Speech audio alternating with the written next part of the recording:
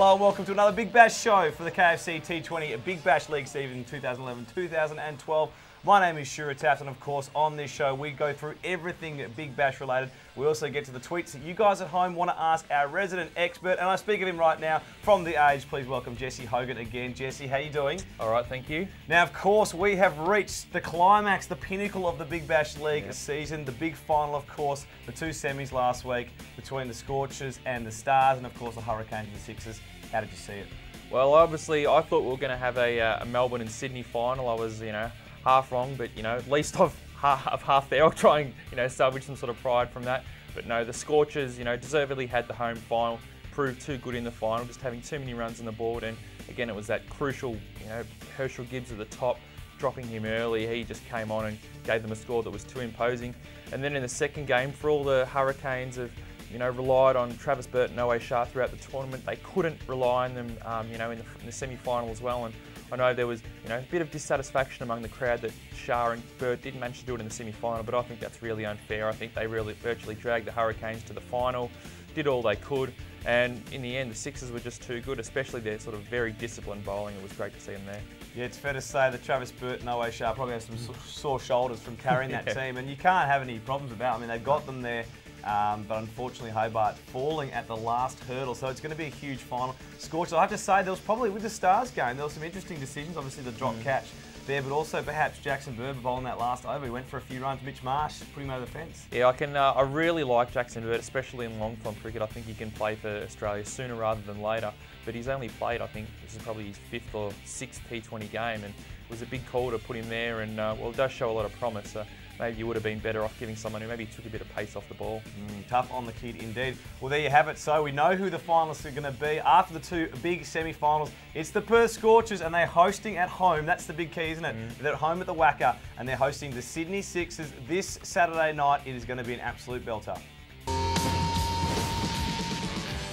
All right, throughout the Big Bash League season, we've been asking the question who's hot and who's not, and after the two big semi-finals, it's time to ask the same question of our resident expert, Jesse Hogan. Jesse, who is hot this week?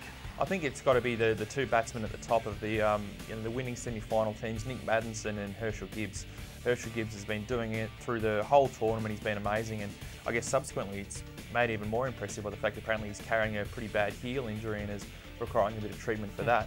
But his scoring rate's just amazing against the slow bowlers and the pace bowlers.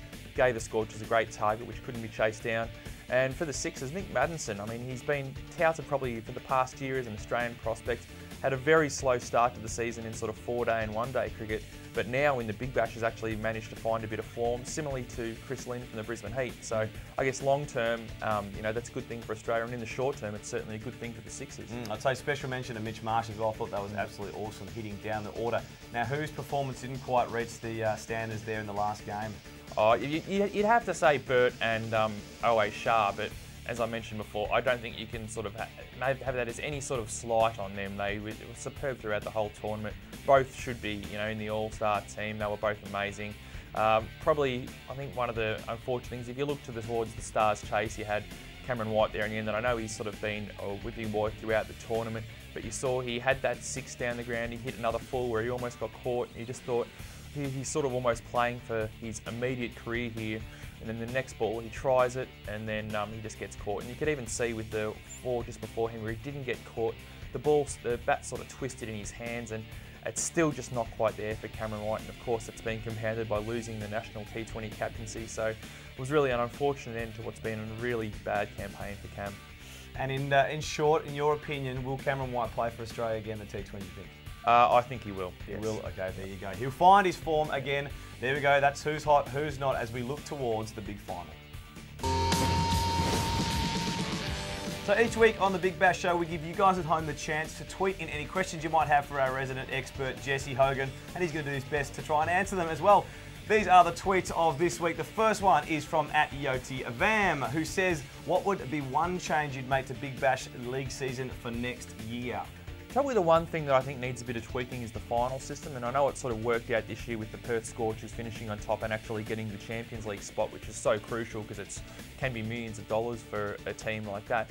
I think it would have been really unfair if you have the situation which sort of exists at the moment. If you have a team that go through maybe losing one or even no games, gets to the semi-final, might be rain affected, or might have its first bad game for the tournament, can lose and then just be out of contention. So I prefer to see a system where if you have the same number of finals, either that the first Champions League spot goes to the team that has the top spot, and then to the team that wins the final. If the first team wins both, then you give it to the runner-up. Or another option that's been actually floated by some players on Twitter is saying you actually have a first final, 1 versus 2. The winner goes straight into the final. The loser actually plays the winner of 3 and 4, and then you have the final there, which actually means an extra final. So I'm sure Cricket Australia would be happy about that. It's just a matter of actually whether they can fit it in. So I think one of those 2 options to the finals, a slight tweak would be better for next season. I like your thinking there. Definitely some incentive to finish on top and obviously have a great season. Great tweet there. All right, our second tweet comes in from @SteveFerg, who says, do you think India should let their players play in the BBL so they can get used to the conditions? Of course, that's quite interesting at the moment, considering what's going on in the Test. It is. I think probably the one thing though is that I'm not sure how much you can adjust in 2020 over matches. I think if they really seriously wanted their players to adjust, they'd be trying to get them down, the A teams down here to play academy games or something like that. It would be, I think just for a spectacle wise, it'd be great to see some Indian players down here, because even outside the national team, there are some fantastic players as you get to see every season in the IPL. But I think that IPL is probably the reason why we won't see it happen in the near future, because the Big Bash is really just sort of starting on its big expansion phase here. India probably quite fairly pretty protective of its IPL, and I don't think they'd be wanting to be seen to giving the Big Bash a free kick. So I could be proven wrong, but I wouldn't be holding my breath to think that Indian players, even those outside the national team, would be allowed to come down and play here. All right, great thoughts there. Thank you very much for that, Jesse. And thank you very much for your tweets. Remember, if you want to tweet anything in, you can go on Twitter and use the hashtag #BigBashShow, because there is one more show left after we review the big final. Make sure you jump on Twitter and send your questions in to Jesse. Well, that's it for another week here on the Big Bash Show. Thank you again for you being here, Jesse, and giving us all your opinions and thoughts. And of course, we'll be back doing the review of the big final. And that is what is coming up this Saturday night. It is the Perth Scorchers taking on the Sydney Sixers in the big final. We've been waiting for this. The whole season's been played out now, and we're very much looking forward to it. Of course, tickets sold out in half an hour, Jesse, so it's going to be an absolutely huge game. Of course, it is at the Furnace. It's going to be 42 degrees. As it is for a Furnace, yeah. It's going to live up to its name, there's no doubt. Now, if you're not going to be at the game, remember you can catch all the live scores at bigbash.com.au, or you can watch it on Fox Sports or on the Cricket Live app on your smartphone. It's going to be absolutely huge. Good luck to both those teams. Don't forget, you can still tweet in. Jump on Twitter and use the hashtag #BigBashShow with any questions or thoughts you might have. But until then, good luck to your teams if they are in the big final, and we'll see you next week for a wrap-up of the Big Bash final.